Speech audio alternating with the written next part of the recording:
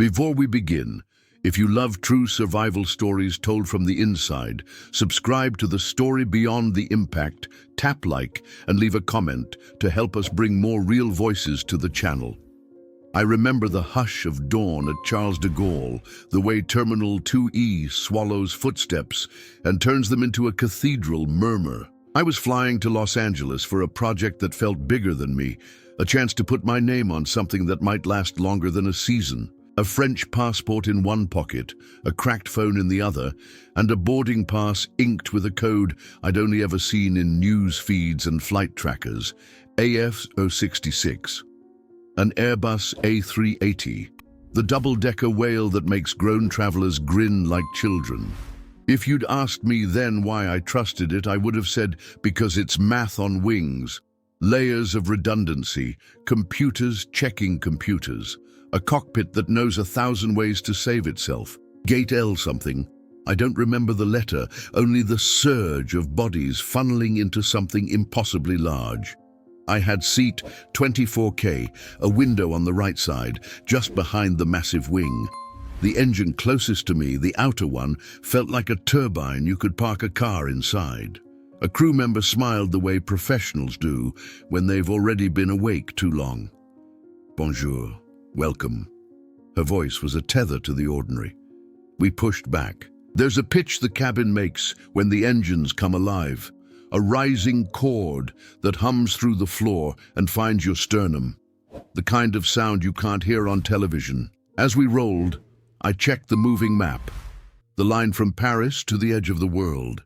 My head was full of schedules and queues, of emails that sounded like ultimatums. But as the A380 lifted and Paris turned into a miniature, a postcard set on blue velvet, I let myself fall into that old air travel trance.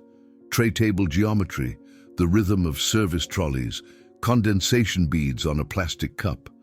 Hours melted into sunlight. I read, I didn't read. I slept, I didn't sleep. The aircraft settled into cruise, and you could feel the automation doing its ballet. Tiny corrections invisible to the eye, everything smooth enough to be boring. The seatbelt sign blinked off. Children negotiated with physics and aisles. In my window, the wing flexed like a living thing, feathering light off snow I couldn't yet see. Somewhere far below was the North Atlantic, and somewhere ahead were ice fields I'd only known from documentaries. I've always been the kind who believes in numbers. My work is a symphony of them. My life, a sequence of checklists. You measure, you test, you repeat. Emotion belongs to applause. Safety belongs to procedures. So when I looked at that ocean of sky and the monster machine holding us aloft, I didn't feel small. I felt included, folded into an ecosystem of rules and sensors, a human promise encoded into software and torque values. Minutes ticked by on the screen. The cabin lights found a softer setting. A flight attendant asked if I wanted more water. I said yes, because saying yes felt grateful. I put my hand on the wall at my window and felt the cool, faint tremor of speed. We were an arrow shot through noon. Somewhere over the emptiest coordinates I know, I realized I was listening for nothing. Not for music, not for a story. Just for the confidence of a system that didn't need me. That's the bargain of modern flying. You surrender control to a choreography old and reliable, and in return, you get to be carried across the planet as if on a moving city street. I adjusted the shade. I adjusted my ambitions. I adjusted my breathing. The woman beside me was knitting. The man across the aisle was drawing a city from memory. Rooftops stacked like scales. Then, in one of those rare moments when the mind goes quiet enough to feel the messiness of being alive, I looked out across the wide, white-painted wing and thought, if anything went wrong here, would I know? I imagined the cockpit screens, the ECAM pages, the multicolored voices of a machine ready to argue with itself if readings diverged.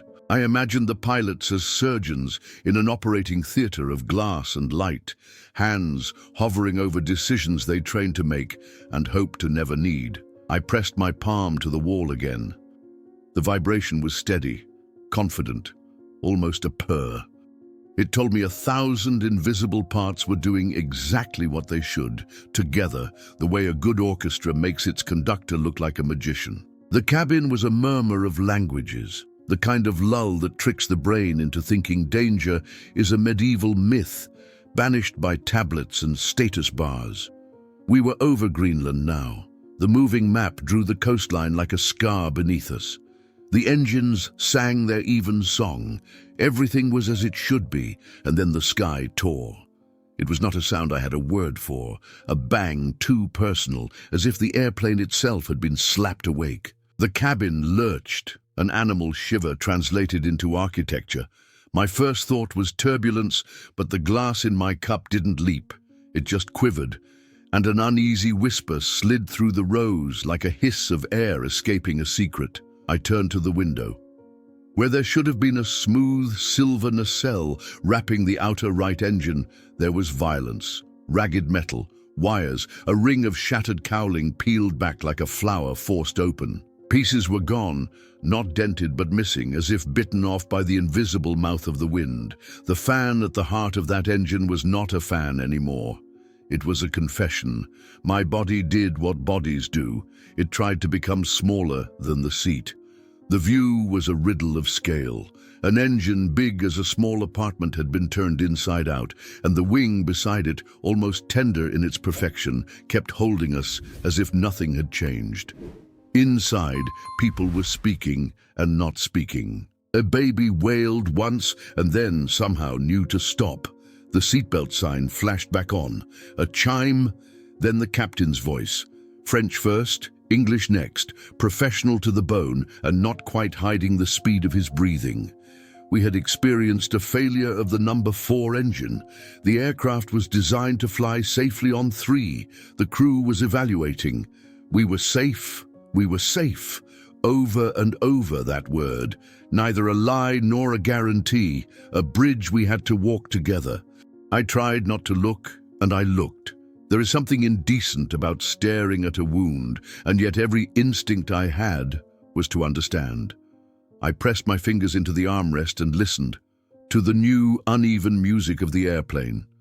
3 engines swelled where 4 had harmonized. The deck of the Sky tilted but never tipped. It felt like riding a bicycle after the chain slips. Motion is still possible, but the familiar conversation between power and forward lived now in a different language. Then I thought of the cockpit. I saw it in my mind, the ECAM coming alive with messages, a cascade of amber and red, the master caution chiming, checklists populating like headlines in a crisis. Some numbers would drop to 0, some would spike without meaning. There would be pages of procedures, and inside those pages, places where the machine couldn't agree with itself. Contradictions. Exactly where technology is supposed to be godlike, it remembers it is only a chorus of sensors that can't see the whole body at once. And in that moment, I felt a strange calm, because this was the edge where human hands take back the story. I pictured the captain and first officer turning down the volume on alarms, not to ignore them, but to hear the airframe itself, the way the yoke talks when the pitch is right, the way the trim hums when you're in balance, the way your seat tells you if your speed matches the attitude.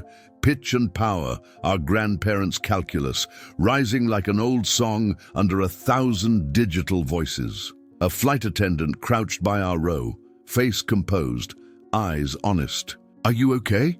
she asked, and I believed she wanted to know. I told her I was, because that is what good passengers say when they want to be part of the solution. Beneath the cabin noise, I could feel the vibration of the wounded engine, a roughness that wasn't there before, like a pebble in a shoe you can't remove. I could feel the air itself changing, not colder, not thinner, just alert. The captain spoke again. We would divert. The nearest suitable field. He didn't say the name yet. He said the plan. Crew would prepare the cabin. We were safe. We were safe. The words were not magic, but they were discipline, the kind that keeps panic from learning your name. Training became theater around us, and I mean that as praise. Carts locked, galley secured, aisles checked, heads counted. The crew moved with the lightness of people whose bodies remember rehearsal. Briefings whispered in French and English, demonstrators showing us what we've always treated as an airline montage. Brace positions no one expects to need. The woman across the aisle pressed a thumbnail crescent into her palm until it went white. The man with the city sketch folded his drawing and put it in his shoe. I leaned into the window once more. We were above a landscape no one could ever mistake for civilization. Ice like broken porcelain, veins of rock peeking through, the geography of another planet. And yet somebody had drawn a runway on this sheet of frozen paper. Somewhere under our course line was a refuge I'd never heard of, with a name we would learn to pronounce. I watched the wing because it was the only part of the airplane I could love with my eyes, and I let the pilots exist as voices through metal. The cabin speakers clicked alive. This time, the captain told us the name. He gave us altitudes and headings as if we were his colleagues, as if including us in the math would keep fear from inventing its own. He didn't promise us a normal landing, he promised us a plan. That was enough. I have tried to describe this next part to friends who want the movie version, the screaming, the prayers, the revelation.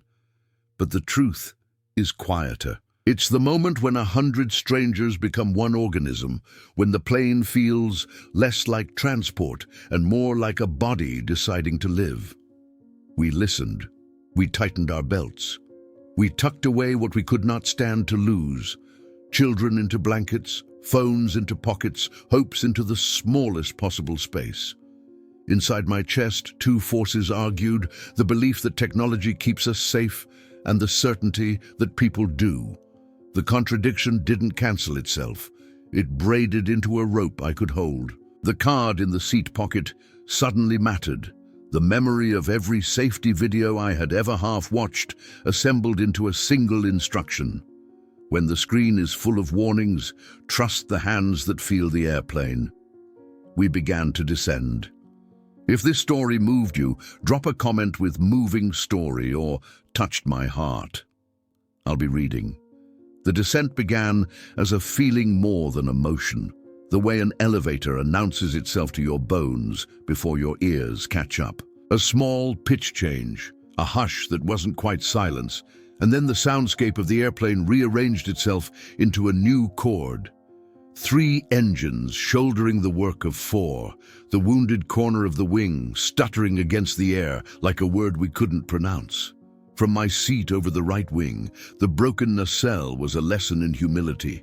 Nothing in the cabin had prepared me for the sight of precision torn open, cables like pulled nerves, cowling peeled back in grief. The wing kept its poise, and the ailerons moved with the grace of something that still believed in its own design. That contrast, ruin outside, ritual inside, held me like a spell. The PA clicked. The captain's English was crisp, the kind of steady cadence pilots practice so your heart can borrow it for a while. He confirmed the diversion and sketched the plan without pretending to be a fortune teller. Long, controlled descent, fuel and weight management, weather good, runway long, emergency services standing by. He did not read us poetry, he read us physics and discipline. I clung to both like handles in a moving train. As he spoke, I imagined the cockpit the way you imagine a loved one's face in the dark, detail by detail. ECAM must have been blooming with more messages than a human voice can say aloud. Hydraulics on one channel misbehaving, electrics reconfiguring to feed the airplane's many organs, fuel shifting with a new bias to keep the wings balanced. Vibration sensors arguing with one another like stubborn witnesses. Somewhere, a value read 0 when it should read something, and somewhere else, a number spiked because it had lost its context. The airplane was talking, but not all of its sentences agreed. I don't know which checks they did first. I know from safety cards and documentaries that there are memory items, things you do without the paper in your hand, and that everything after is cross-checked like a duet. Confirm, act, verify. I know that if your instruments quarrel, you downgrade the orchestra to the instruments you trust. pitch and power, the standby horizon, the raw feel of the airframe. And then the airplane, which is a city of systems, becomes again what the first airplanes ever were: a wing, a tail, a motor, and a mind at the yoke that knows how to keep those parts in relationship with one another. Around me, life became simpler too. The crew moved in a pattern I had only seen in safety videos, but now it vibrated with meaning. The lead attendant's jaw was set like a lighthouse keeper. They checked doors, latches, belts. They rehearsed our row in brace positions, feet back, head down, hands against the seat in front of you or over your head if there was none. It's remarkable what the body remembers after years of pretending not to listen. A woman across the aisle whispered that she had a child at home who hates thunderstorms. She said it the way you say a password, as if the universe might use the information to offer a bargain. I told her about my brother's broken arm when we were kids, how it healed crooked for a summer and then found itself straight again. We were, all of us, offering each other evidence, proof that human things find their way back to working order. The airplane continued to shed altitude like a careful negotiator. The light outside turned sharp, and the land beneath us sharpened with it. Greenland's teeth, white and blue, with veins of stone and a light that doesn't belong to cities. It looked like the map backdrop they use in war rooms, the kind with pushpins and yarn. And yet here we were, a single pushpin moving. Another announcement. Cabin crew, prepare for landing. The words, ordinary on any flight, fell with the weight of ceremony. The checklist ballet accelerated, but not one movement felt rushed. The attendants' voices were lower now, less like hospitality, more like coaching. Shoes on, belts tight, loose items stowed. A man 2 rows ahead tried to stand for the lavatory and was guided back with a kindness that had no give to it. I pressed my palm to the sidewall again and listened to the texture of the airplane. You can't hear speed, not directly. What you hear are the negotiations with air, the way the fuselage hums when it is happy and growls when something is off. We were in that corridor where air gets thicker and systems must agree quickly about who is in charge. I imagined the autopilot as a colleague, not a master, stepping back when human hands ask for the rudder's honest voice, then stepping forward again to hold an attitude while someone checks a page, a switch, a dial. For a breath or two, fear tried to recruit me. It flashed images of the engine tearing free, of a symmetry becoming spin. But then my mind, raised on technical documentaries and accident reports I never thought I'd use, did something kind. It ran the counter-argument. A wing this big is stiff and smart. The A380 is not a story you improvise. It is a library you consult. The people up front aren't figuring this out from scratch. They are performing a play they've practiced in simulators until their hands can do it in their sleep. The final cabin cross-checks moved toward our row like a tide line. The attendant met my eyes and did not pretend. "We will likely land normally," she said softly, "but brace at my signal." I nodded. The knitting woman clenched her yarn into a red fist. The man with the city sketch made a decision, folded the paper, and slipped it inside his passport, as if giving it power. We began the approach. The aircraft banked with an elegance that broke my heart. The broken engine sat out there like a reminder that perfection is a temporary state, and courage is the art of continuing anyway. Somewhere under us was a runway longer than my imagination, built for days like this. Goose Bay, a name that sounded like a postcard and felt like a hospital. I closed my eyes and pictured 2 hands on a yoke, 2 minds counting seconds to stabilize the final approach, 2 voices calling speeds and attitudes and visual cues. I remembered a thing I'd once read. When the screens argue, trust the part of the world that doesn't lie. The horizon, the wind, the weight of your own aircraft. The pilots up front were not choosing between human and machine. They were choosing how to combine them. When I opened my eyes, the world was closer. The ice fields had details now, ridges, shadows, a ribbon of black that must have been water or tarmac. The flaps extended in stages, slats unfolding like the ribs of a fan. The elevators trimmed, the rudder breathed, and then the gear came down with a thump you can feel in your teeth, the promise that this sky story would find a ground sentence. The cabin took a single collective breath. The damaged engine shivered in my window, ugly and necessary, a reminder that trust is not about guarantees, it's about choices under uncertainty. When the numbers argue, you listen to all of them, and then you decide. Up front, someone decided. We were almost there. The last 1,000 feet felt like the quietest, not silence. Listening. The kind of listening that makes the hairs on your arms stand up because everything in you is tuned to a single task. Keep the story inside the runway lines. The airplane's voice lowered to a growl of flaps and wind. My window, once a screen for landscapes, became a study of motion you can almost touch. The wing flexing, vortices curling like ghost fingers off the tips, the wounded engine shuddering but contained. Brace! Brace! The call when it came was both command and blessing. Heads down, arms tight, 100 spines folding like the bellows of a great instrument. In that posture there's no view, just trust. In the seat in front of you, in the stranger beside you, in the geometry of an aircraft that has spent its life practicing this one move. The ground met us first with sound, a rising roar that surged through the floor, then with the lightest kiss of wheels that felt almost deceitful after everything we'd seen. A heartbeat later, the second main gear took its share, the nose settled, and the reverses answered with their familiar thunder. 3 of them anyway.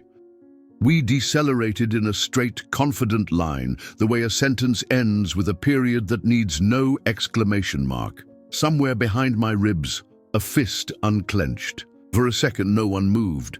Then the cabin came back to itself in a wave, sobs that were laughter, laughter that was a sob, the kind of relief that makes you ashamed of how human you are.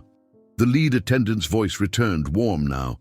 Heads up, stay seated, wait for instructions. We obeyed like children, grateful for rules. Out the window, fire trucks kept their promise, pacing us like red animals in harness. The runway stretched out impossibly long, bordered by snowlight and pine dark. I caught a glimpse of uniforms, vehicles, a world hastily assembled to greet a flight that never planned to meet this place. Goose Bay, I thought again. The syllables tasted like a story I would spend years telling. We cleared the runway. The airplane turned with a grace that felt like a bow. Engines wound down to a civilized hum. The broken nacelle stared back at me, the way a scar looks at its owner. Honest, unbeautiful, part of the truth. When we stopped, the PA clicked once more, and the captain's voice, this time with a thread of emotion woven through steel, thanked us, thanked the crew, thanked the airplane, in his way, by speaking of it with respect. He told us there had been abnormal indications that required manual judgment. He didn't use the word contradiction, but I heard it inside the sentences, readings that didn't match the behavior of the airframe, alarms that were correct in their urgency but incomplete in their understanding. We stayed seated a long time. Safety first, then procedure, then logistics. Portable stairs appeared like props wheeled onto a stage. You can't hurry an airplane this large, not after a day like ours. The crew walked the aisles, triaging emotions and needs. Water for some, words for others, silence for the few who needed it more than air. The woman across the aisle allowed herself to cry. She was beautiful in that unguarded way people are when they survive something together. When at last the doors opened, cold air swept in that smelled like metal and pine and quiet. We filed out by rows, deliberate as monks. On the tarmac, the giant we had ridden here looked different, not diminished, just mortal in a way I had never granted to machines this size. The shredded rim of the engine glinted with a kind of tragic honesty. Phones came out, photos were taken, nobody posed. It felt less like sightseeing and more like bearing witness. Buses ferried us to a terminal that looked like what it is, a place built for function first and visitors second. But that day, we were more than visitors. We were cargo of a different kind, stories that needed a place to land. Volunteers and staff moved like an old, well-practiced crew, finding blankets, setting up tables, improvising hospitality from limited supplies. A soldier, Canadian, with that mix of formality and gentleness you don't forget, handed me a bottle of water as if it were a medal. I didn't know where to put the gratitude, so I put it in my voice and said, "Thank you," twice. Time did what time does after a shock. It went both too fast and too slow. There were calls to family at odd hours, messages that tried to compress a day's worth of terror into sentences simple enough not to scare. "We diverted. We're safe. I'm okay." My brother replied with a string of exclamation points, then, "Technology failed." I wrote back, "Technology argued. Humans decided." It felt true. In a corner of the terminal, a cluster of us gathered around a view of the runway where our aircraft rested under watch. Someone who knew more about airplanes than I do explained quietly that when an engine comes apart, the data can be a maze. Sensors losing their references, ECAM messages that stack faster than fingers can push them away. Secondary systems reporting symptoms that are true but not the whole truth. You fix what you can, isolate what you must, and then you fly the airplane you actually have, not the one the computers think you have. I didn't need the specifics to understand the heart of it. When numbers disagree, you don't throw away numbers. You put them in their place. You let experience become the lens. Long hours passed, arrangements were made, replacement aircraft, crew duty times, legalities. The world is complicated even on ordinary days. On days like this, it is complicated and kind. We were fed, not well but enough. We were housed temporarily, not luxuriously but warmly, and slowly the volume of fear turned down until it was a baseline rather than a siren.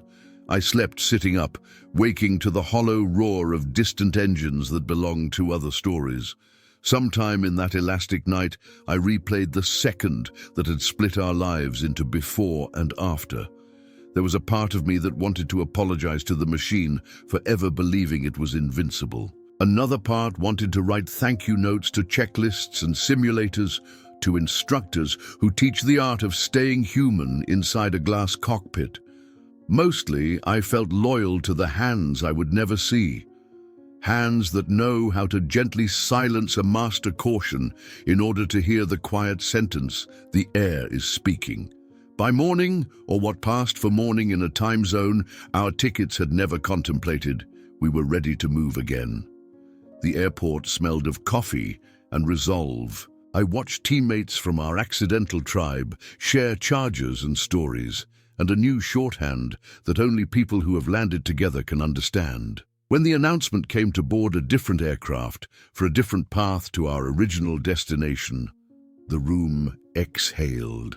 As we walked across the tarmac, we passed our damaged A380 once more. The sun caught the torn engine and turned it into a cautionary jewel. I did something I've never done before. I touched the fuselage with my palm quietly, the way you thank a horse after a hard ride. The skin was cold. It didn't answer. But I felt through that aluminum the echo of every decision that had brought us down in one piece. I sat by a window again.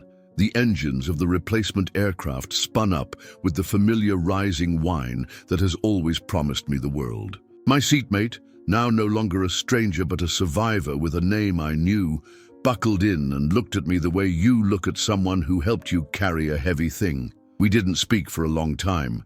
We didn't need to. The runway came to meet us. We lifted. I did not trust technology less after Goose Bay. I trusted it differently. I learned that confidence is not the same as certainty, and that the machine is at its best when the human inside it is allowed to lead. On the moving map, a new line traced itself across the air. It didn't erase the old one. It joined it, a reminder that journeys that break do not necessarily end. We climbed into a sky that looked, to my surprise, exactly like the one that had betrayed us. Airports are built for motion, not aftermath. Yet Goose Bay became a city of stillness, where every movement counted, A door opening, a paramedic's gloves snapping into place, a captain's shoulders relaxing a millimeter after the last checklist line. The cold tasted like metal and pine. The light was a truth serum. I stepped down the stairs and felt the tarmac press that truth through the soles of my shoes. We had landed, and landing is not the end of falling. It is the art of stopping the story at the right line. They shepherded us into a terminal that looked like function first, comfort later. Blankets appeared on shoulders as if by stage magic. Coffee steamed in paper cups that left crescent moons of heat on your palms. I turned once because I had to and looked at our aircraft through the window. The wounded engine wore its damage openly. The edges of the torn cowling were not jagged in the way movies show them, but tired, like a mouth that had argued itself hoarse. On its face, silence, the kind that only follows decisions made correctly. A nurse clipped a pulse oximeter to my finger. "Any pain? Dizziness?" I answered like someone auditioning to be okay. Around me, people were discovering the inventory of their bodies, knees that trembled but held, throats that caught around ordinary words like water and phone. The crew walked among us with a different uniform now, the authority of those who have proved their craft in front of witnesses. When the lead attendant met my eyes, I felt that electric transmission you only get after shared danger. We were strangers who now carried a secret handshake made of eye contact and breath.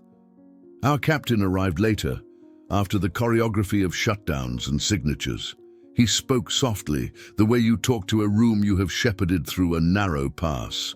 He avoided drama and jargon both. "We had abnormal indications from the number 4 engine," he said. "Some messages did not agree with each other. In those moments, you trust what the airplane does, not just what it says." I wrote the sentence down in my head so I could keep it. Trust behavior. Not just words. It applies to airplanes. It applies to people. It applies to fear. Curiosity walked beside relief. A maintenance tech with hands like tools talked to a cluster of us who drifted close to the window. He explained, in the careful, bounded way people speak in the immediate shadow of events, that when an engine comes apart at speed, the data becomes a chorus. Sensors lose their reference points. Secondary systems raise legitimate alarms that are partial truths. The cockpit becomes a newsroom on deadline, headlines piling faster than the editors can place them. You don't ignore the paper, you find the story. You fly the airplane you have. A child drifted up to the glass, fogging it with his breath, then writing on the fog with a finger, a circle, a wing, a smile. His mother smiled back, and in that small geometry, I saw the scale of what had been preserved. The man who had been sketching a city in his seat unfolded the drawing, crumpled now, the lines jittery, and added the silhouette of a 4-engine giant with one engine bitten by weather or fate. He inked in the runway as if to underline the sentence. We stopped here. Phones obeyed time zones that weren't ours. Emotions obeyed none. I recorded a message for my father in Paris because calling would have meant waking him into fear. "I'm safe," I said. We diverted. Nothing makes you love a flat piece of asphalt like today. I deleted the part where I said, "I watched the engine lose its shape because there is a difference between truth and burden." He wrote back before dawn there, "Proud of you." I had done nothing but sit and trust, and yet I received the word as if it belonged to us all. The pilots who passed contradictions, the attendants who turned training into shelter, the mechanics already compiling a to-do list for a wounded giant. Hours folded into administrative origami, manifests, customs, reroutes. The airline and the local authorities knit a safety net in real time. We were given options, vouchers, instructions. No one made us feel like cargo. We were treated like the kind of problem people want to solve well. In the corner, a TV played a loop of weather maps and hockey highlights, as if reminding us that the world continues its ordinary programming, whether or not your engine remembers its promises. Shock has a half-life. It decays into questions. Mine came like a quiet tide. Why did I look out at exactly that second? What if I had been in an aisle seat, protected by ignorance? Would I be braver or more fragile? Why did the sound of the touchdown feel like absolution? How do pilots hear the truth inside a cockpit where the screens sometimes argue like siblings who both love you? I found the junior attendant who had crouched by our row during the descent. We stood by a vending machine that had made many small, unheroic rescues in its life. "How do you decide what face to wear?" I asked. She smiled, tired and luminous. "We don't decide a face," she said. "We decide a job. The face comes with it." I thought of my job, with its deadlines and presentations, and the soft panic of not knowing if a project will land. I thought of how often I let my face choose my job, instead of the other way around. By late afternoon, though the light felt like it had been frozen there since our arrival, rumors became plans. A replacement aircraft would come. We would leave in waves, depending on destinations, connections, duty hours, paperwork. The airline would own this with us. That phrase lodged in me with comfort, to own, not just to handle. The difference is empathy. Before we boarded the new airplane, I took one more look at our A380. I found a spot where no one stood, and I let the cold air burn my throat. I imagined the black boxes, memory and voice, tucked inside like organs the body protects, even when something else is failing. I pictured investigators listening, not for blame, but for instruction. Machines teach us how to build better machines. Days like this teach us how to be better humans inside them. I pressed my palm to the glass. It did not give. And then I turned toward the gate, because forward is how you say thank you to a day that didn't take you. We left Goose Bay the way you leave a hospital, grateful, humbled, slightly superstitious. The moment the replacement aircraft rotated, I realized something I would spend months unpacking. I wasn't afraid of flying, I was afraid of not listening. The sky is not benign or cruel, it is a medium. What saves you in the sky is awareness married to discipline, and both are human acts. That night in a hotel somewhere between here and the life I had meant to live this week, I set an alarm for a time zone I didn't own. I dreamed a dream without engines, just wind. And for the first time since the bang, I slept long enough to find morning on the right side. Trauma does not knock. It lets itself in and rearranges your furniture. For weeks after Goose Bay, my mornings came with phantom sounds. A splice of metal, a thud in my chest that might have been the elevator or the memory of a landing gear finding Earth. I would be stirring coffee and feel turbulence in my wrists. I would step off a curb and sense the wheel trucks planting on asphalt a continent away. I wasn't broken, I was retuned. People say, you must hate flying now. I don't. What I hate are surprises that arrive dressed as certainties. So I started to do the only thing that ever calms me. I made a checklist, not for an airplane, mine. A personal ECAM. Item 1. Name what is happening. I am remembering, not reliving. Item 2. Check instruments. Heart rate, breath, the view outside my actual window. Item 3. Cross-check with behavior. Is the world doing what my fear says it is doing?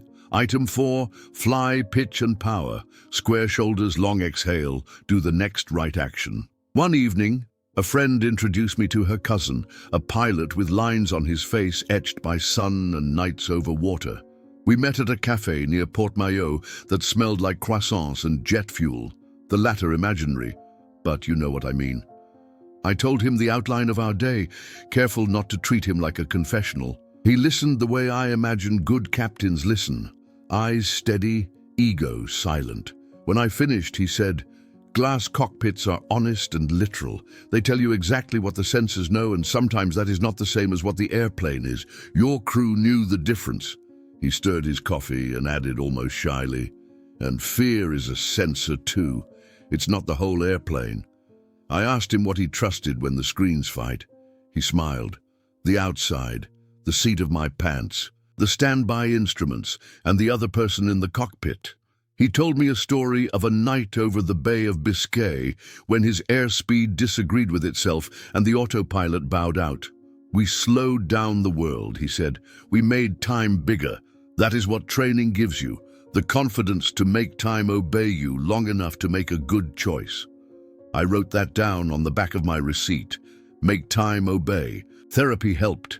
The kind painted in ordinary colors, a room with a window, a chair that remembered me, a person who did not flinch when I said, I thought I saw the sky open its teeth. We didn't try to unremember Goose Bay. We integrated it. The goal isn't to fly without fear, she said. It's to fly with yourself on board. I learned to count the exits in more places than cabins. In meetings, in family arguments, in the narrow tube of my own expectations.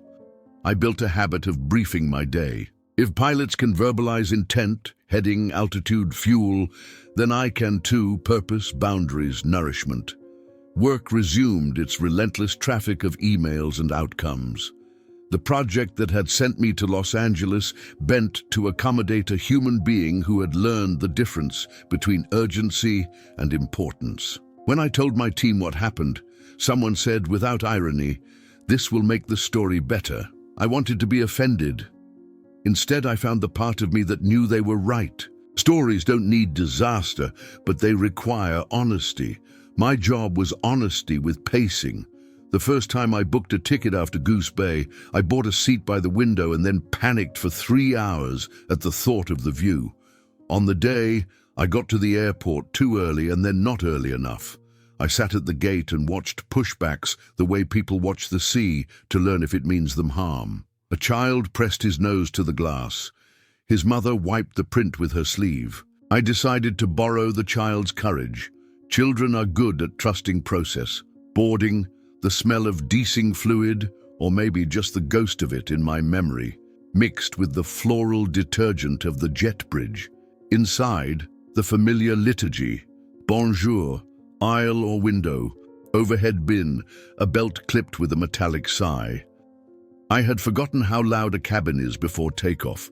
The draw of voices, the slam of galleys, the rubbery hum of packs feeding air. My heart wanted to sprint ahead to the bang I had already lived.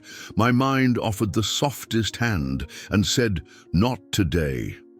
I told the attendant quietly and without drama that I had been on the Goose Bay diversion. "If you see me breathing like I lost my place," I said, "just point me back to the page." She nodded as if I had given her the simplest line of a script she already knew.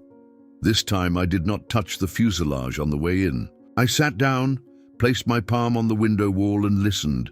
The trolley rumble of the pushback, the two-note chime that means the cockpit and cabin are in conversation, the rising E minor of engines lighting in sequence. We rolled. We paused. We took the runway. The captain's voice came on with the same practiced composure I had learned to borrow. "Cabin crew, ready for takeoff." The engines built, layers upon layers, sound turning into thrust. My body remembered the rotation, that gentle insistence on sky. I watched the wing find its curve, the flaps carve invisible notches in the air, the city flatten into a model of itself. No bang, no drama. Just the arithmetic of flight, carrying its 200 variables into a solution. At cruise, I opened the shade. Clouds were not a threat, they were a flaw. I took out a notebook and wrote 3 columns: machine, human, us. Under machine, I listed redundancy, sensors, speed, fatigue, error. Under human, judgment, training, fear, courage, humility. Under us, procedure, communication, respect, listening. I drew lines between the columns until it looked like a small radar of responsibilities. The picture wasn't pretty, it was alive. Months later, curiosity matured into pilgrimage. I visited a small aviation museum outside Paris, not for artifacts, but for the room with the simulator the volunteers ran on weekends. No A380, of course, a generic cockpit with plastic yokes and software landscapes. A retired pilot named Alain let me sit, left seat. "Okay," he said, "you've lost an engine on climb." My hand went to the throttle that wasn't there. My eyes went to the fake ECAM. The words weren't the words from that day, but they rhymed. I heard myself say, "Pitch, power." Alain nodded. "Now breathe." We flew a circuit and landed, cardboard wheels kissing cardboard ground, and when the cabin recorded applause from 3 tourists behind us, I laughed so hard I cried. I hadn't wanted to be a pilot. I had wanted to dance with a day that had led me. I wanted to lead it back once, even in pretend. The real gift came later, on a night train when the world was rhythmic and human, and not at all like an airplane. I woke at 03:17, heart fast for no reason, and thought of our captain at Goose Bay saying, "Trust what the airplane does." My heart was an instrument, not a verdict. I counted my breaths like waypoints. I looked out at fields flying backward. I felt a peace so simple it embarrassed my metaphors. I don't know if I love technology more or less now. I love it truer. I do not expect it to be a god. I expect it to be a partner. I do not expect people to be flawless. I expect us to practice. When I hear a chime in a cabin now, I don't tense. I listen for which chime it is. I don't watch engines for betrayal. I watch wings for work. And when numbers argue, I remember Goose Bay and the cold breath of pine air and the sentence I learned to carry like a pocket checklist. Listen to everything. Believe behavior. Decide with a human heart. On a recent flight, the captain invited children to see the cockpit after landing. I stood aside as they flooded the doorway, eyes like runway lights. One boy asked the question I didn't know how to ask at his age. Do you get scared? The captain didn't hesitate. Yes, he said, and we have a plan. The boy nodded solemnly, as if given a secret. I nodded too, invisible in the aisle, grateful for the elegance of that reply. Fear is a sensor. The plan is the pilot. We deplaned into a golden hour that made the airport windows look like cathedral glass. I walked the length of the concourse more slowly than my old life would have tolerated. In the glass, my reflection didn't look braver. It looked present. That is the only altitude that matters on the ground. I booked the route again, not to conquer fear, but to negotiate with it. Same airline, same airport, a different day, a different airplane. At CDG, I paused by the big departure board that ticks like a metronome for the city's ambitions and fed it a private promise. I will go where I said I'd go, but I will travel awake. At the gate, I chose a right-side window on purpose. Exposure therapy, maybe, or gratitude aimed with intent. When the boarding call came, I moved with the herd and felt strangely protected by our collective purpose.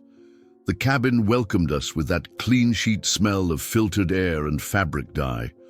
I met the eyes of the attendant at the door and said nothing. We both understood more than pleasantries could carry. Pushback, start. The hymn of engines lighting in sequence, 1, 2, 3, 4, rose through the floor. I kept my palm on the sidewall as if it were a stethoscope. The taxiway lights strung blue pearls to the threshold. Rotation came with its familiar lift at the sternum, the city slipping backward like a page turned. I stared at the wing, waiting for betrayal and finding only work.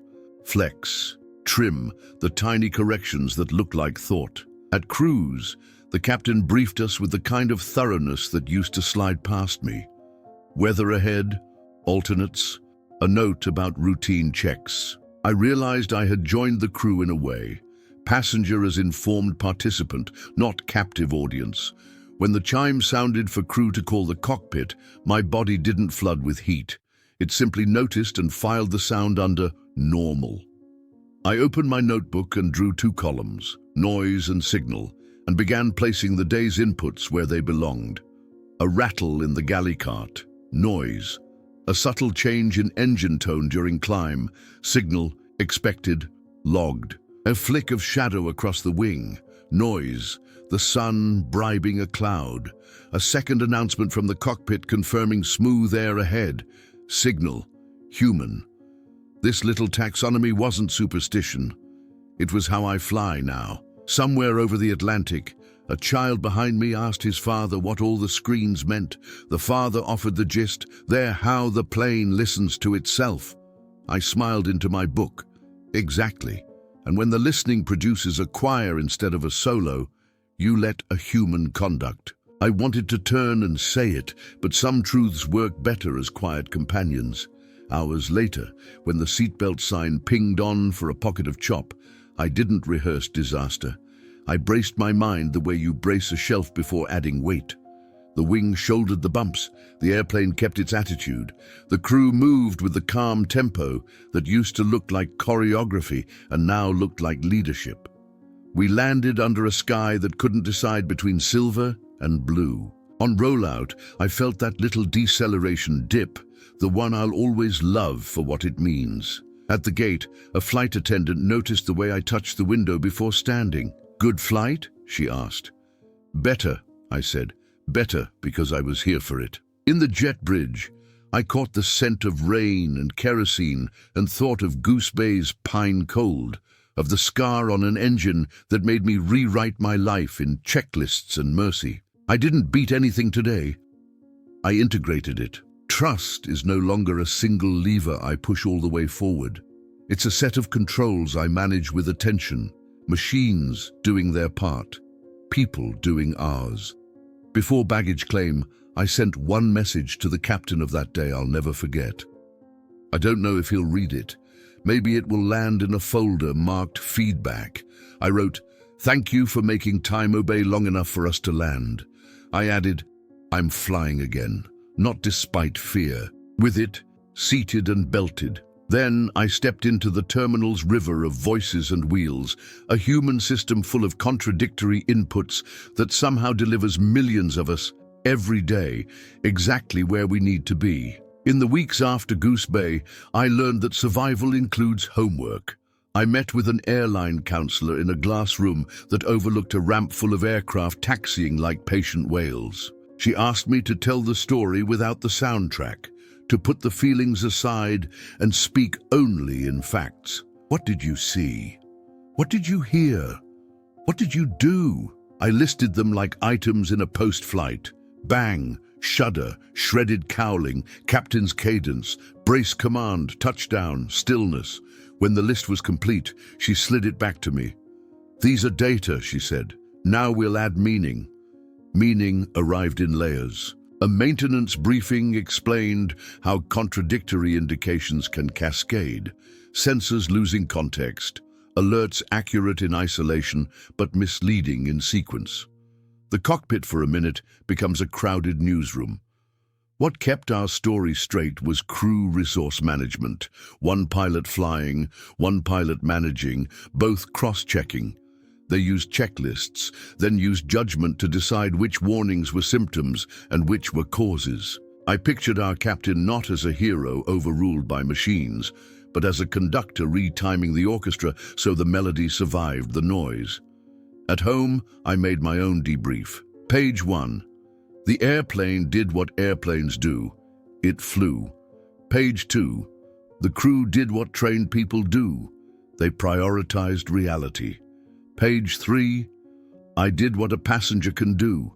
I listened, I stayed put, I braced, I helped by not adding chaos. It sounds small. It isn't. Order is a form of lift. Friends asked for a turning point. Mine was the instant I stopped treating the screen of alarms in my imagination as a verdict and started treating it as input. I can't control a turbine at altitude. I can control breath, posture, attention. I wrote a pocket checklist and kept it in my wallet. 1. Name the alarm. 2. Check the horizon, literal or emotional. 3. Fly, pitch, and power. Square shoulders, steady breath, next right action. 4. Communicate. 5. Land somewhere safe, even if it isn't where you planned. A month later, the airline invited a few of us to a crew debrief. No cameras, only chairs in a circle and a pot of coffee that kept getting refilled. The first officer said one sentence I will keep forever. "When screens disagree, we make time." They slowed the airplane's life to a tempo where good choices could catch up. That's what training buys, not fearlessness, but time. The lead flight attendant added, "Our job is to keep the cabin from spending that time." I felt a private gratitude for the way she had crouched by our row, turning panic into tasks.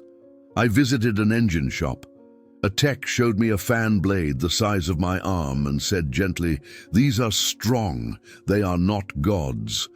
It was oddly comforting. Trust doesn't require worship.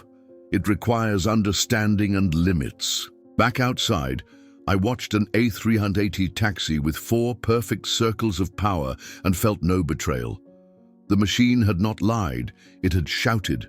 People decided which shouts mattered. On a quiet evening, I re-watched a takeoff from a seat by my window in memory. I noticed details I had missed for years, the cadence of the chime, the way the flaps extend in steps, the pause before rotation that feels like a held breath. Flying isn't magic, it's discipline that looks like magic when you're not paying attention. I promised myself to pay attention without becoming a prisoner to it. I don't call myself a survivor to claim drama. I use the word like a profession, someone who practices staying. You hold the rail when the ship tilts. You listen for signal inside noise. You trust the people trained to decide, and you do your part so their decisions have room to work. That, I think, is what the sky taught me when the engine opened and the world narrowed to a strip of runway in a place I had never heard of until it saved my life. The first time I boarded after Goose Bay and felt nothing, I panicked for a second because the quiet felt like forgetting. Then I realized it wasn't numbness, it was integration. The story had found a shelf in me. It didn't rattle the dishes anymore. Trust returned as practice, not as a single brave moment. I chose window seats on purpose. I listened to engines without interrogating them. If a chime sounded, I labeled it advisory or caution and moved on. When my mind tried to invent alarms, I ran my checklist. Horizon, level. Hands, steady. Crew, calm.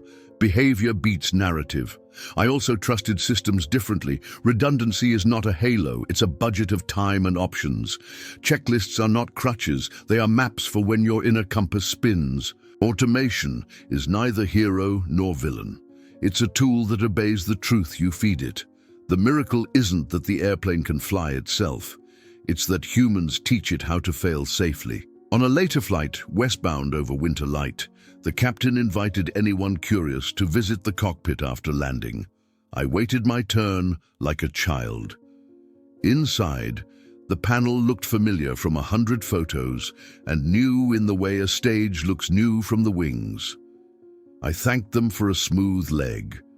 The captain smiled. "Smooth legs are the sum of uneventful seconds," the first officer added, "and of catching the 1 second that isn't."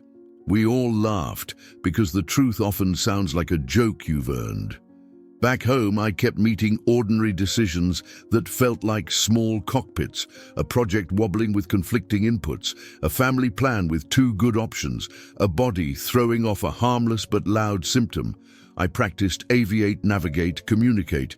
First, keep the thing flying, sleep, water, 1 task. Second, pick a heading, what matters most today. Third, tell someone what you're doing. Most days landed fine. Sometimes I dream of Goose Bay, not the engine, but the air when the door opened. Pine, metal, cold, relief. I wake grateful. The dream reminds me that landings are team sports. Pilots, controllers, firefighters, ground crew, passengers who follow instructions, strangers who hand you a blanket and call you by a name you forgot you needed to hear. If you ask me now whether I trust technology, I'll tell you I trust people with technology.